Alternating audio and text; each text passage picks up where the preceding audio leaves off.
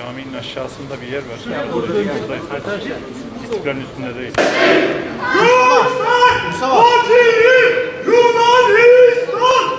Göçmen katili Yunanistan!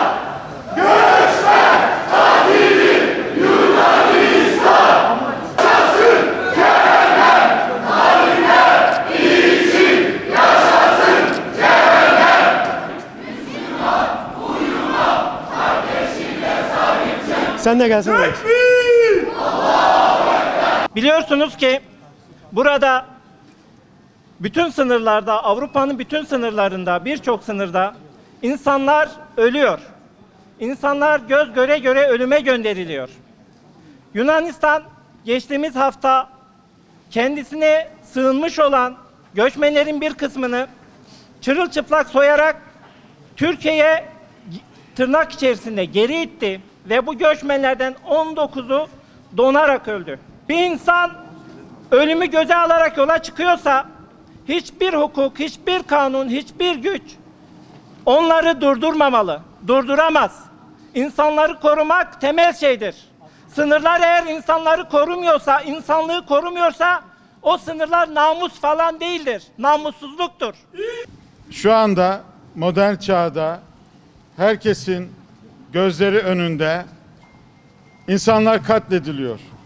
Hukuk çiğneniyor ve bizim önümüze konulan Evrensel İnsan Hakları Beyannamesi tamamen yok ediliyor. Avrupa bu konuda aslında kendisini sorguya açıyor. Avrupa içte ve dışta bugüne kadar edinmiş olduğu bütün kazanımları kaybediyor. Şu anda Yunanistan bunu tek başına gerçekleştirmiyor. Avrupa'nın ortak kararı ve iradesiyle bu geri itmeleri ortaya koyuyor.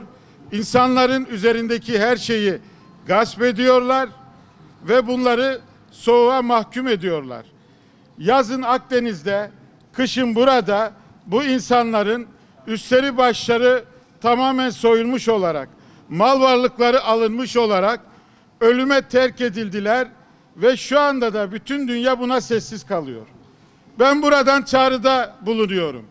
Avrupa'daki insan hakları örgütlerine, Avrupa'daki bu konuda duyarlı olan herkese, eğer varsa Avrupa Parlamentosu içerisindeki diğer duyarlı milletvekillerine bu konuda bir an önce harekete geçin ve bu insanlık suçunu işleyen bu zalimane tutuma bir dur deyin. Daha önceden bildiğiniz gibi Amerika'nın, Rusya'nın, İsrail'in katliamlarını kınamak, ayıplamak, protesto etmek, mazlumların yanında olduğumuzu bildirmek üzere pek çok defa adı geçen konsoloslukların önünde protesto eylemleri yapmıştık. Ne var ki bugün komşumuz Yunanistan'ın son dönemde giderek artan bir biçimde mültecilere, muhacirlere karşı uygulamış olduğu barbarca politikaları protesto etmek üzere burada bulunuyoruz. Hepimizin bildiği gibi Yunanistan maalesef son dönemde Avrupa Birliği ülkelerinin adeta barikatı gibi bir işlev görmekte ve maalesef dünyanın dört bir tarafından bombardımanlardan, işkencelerden, cinayetlerden, yoksulluktan kaçarak bir biçimde hayatını kurtarmaya çalışmak üzere can havliyle sınırına dayanmış olan insanlara karşı yüz kızartıcı bir takım iğrençlikleri maalesef reva görmekte. Şimdi bunun adına medeniyet, bunun adına insanlık, bunun adına hukuk devleti denilebilir mi? Yapılan işin, yapılan muamelenin açık bir biçimde sadece tek bir izahı vardır.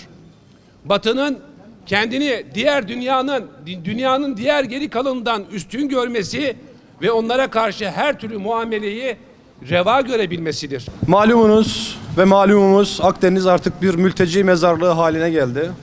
Bu yetmezmiş gibi sınırlarımızda da insanlar donuyor ve donarak ölüyor. Yani tabii söyleyecek çok şey var ama en temelde bu ikiyüzlülüğe, bu insanlık dışı tutumu kınadığımızı ifade etmek istiyoruz. Bunun için buradayız. Yunanistan bir Avrupa Birliği ülkesi. Avrupa Birliği'nin onlarca belgesi, yüzlerce standardı mülteciler söz konusu olduğunda paçavraya dönüyor. Buna defalarca şahitlik ettik. Bir kez daha şahitlik etmiş oluyoruz.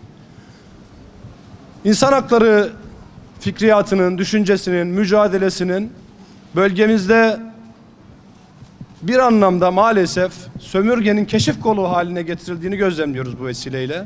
Biz buna karşı çıkıyoruz en başta. Biz karşı çıkıyoruz. Çünkü biz bu mücadeleyi gerekli ve zorunlu bir mücadele olarak görüyoruz. Gerek kendi ülkemize, gerek dünyada bu mücadelenin kazanımlarının farkındayız. Ve bunları terk etmeyeceğiz. Avrupa'daki İnsan hakları örgütlerine özellikle sesleniyoruz. Yunanistan'daki örgütlere sesleniyoruz. Bu utanca ortak olmayın. Bu sizin tutarlılığınız için, varlık sebebinizi yerine getirmeniz için olmazsa olmaz bir sorumluluktur. Basın açıklamasını okumaya başlamadan önce bir husustan bahsetmek istiyorum. Edirne Valiliği'nin yapmış olduğu açıklama sonrası cesetlerin bulunmaya başlamasından sonra Uluslararası Mülteci Hakları Derneği olarak bölgede tespit yapmak üzere arkadaşlarımızı yönlendirdik. Bulunan cesetler üzerinde görünen fotoğraflarda gördüğünüz üzere mont, elbise gibi kıyafetler yoktu ve neredeyse iç çamaşırlarıyla vardı. Bunun yanında üzerlerinde ne bir kimlik ne bir pasaport herhangi bir şekilde bir şey görmedik. Bu da açık bir şekilde bu tür organizasyonların yapıldığı Yunanistan tarafından yapılan bu eylemlerin olmuş olduğunu gösteriyor. Daha önce de bundan önce sizler de şahit olduğunuz Edirne'de sınırların kapılarının açıldığında birçok mülteci, geçebilen mülteciler iç çamaşırlarıyla geri gönderilmişlerdi ve üzerine daplar okunmuştu. Bu kapsamda bizler utanın diyoruz. Utanın. Utanın. Günlerdir Edirne'nin İpsala ilçesinden dehşet verici görüntüler yansıyor medyaya.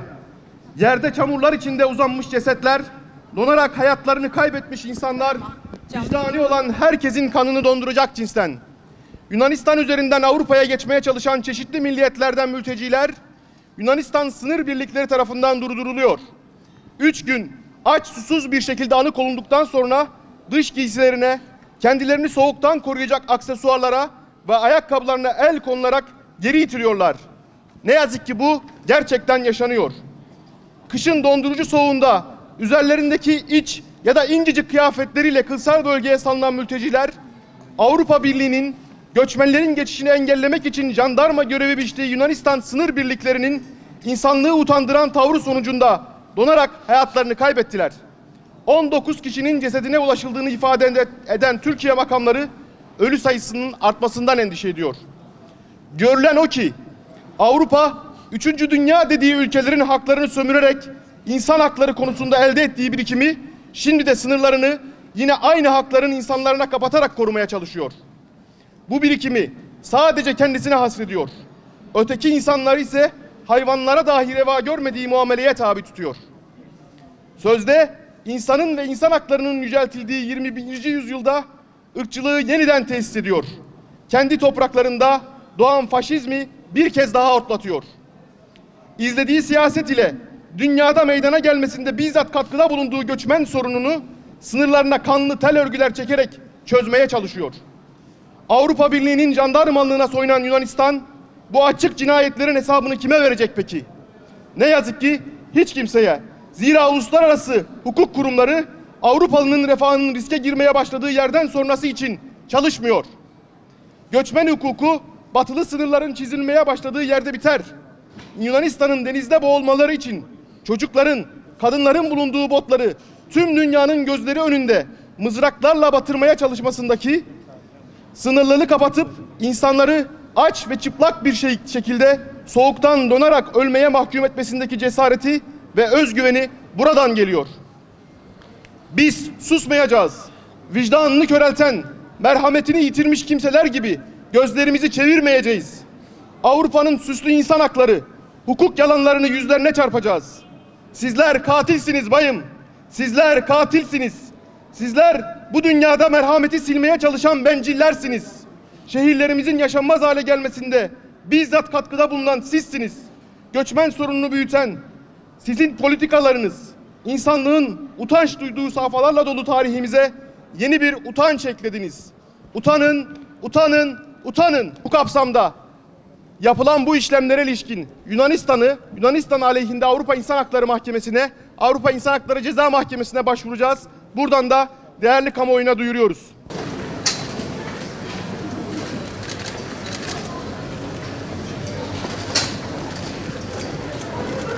Orada cam mekana bırakabiliriz. Hemen sol taraftaki oraya bırakalım.